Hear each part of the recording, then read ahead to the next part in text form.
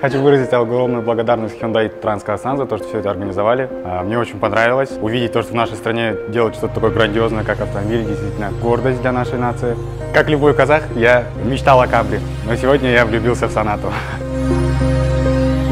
Біз бүгін Hyundai Трансказахстан зауытында болдық. Бұл жерден ұсақ бөлшектен бастап дайын көлікке дейін және де көлікті сынақтан өткізуді көрдік. Мен бүгінгі кездесуден кейін Қазақстандағы автоөндіріске үлкен сенімді білдіремін.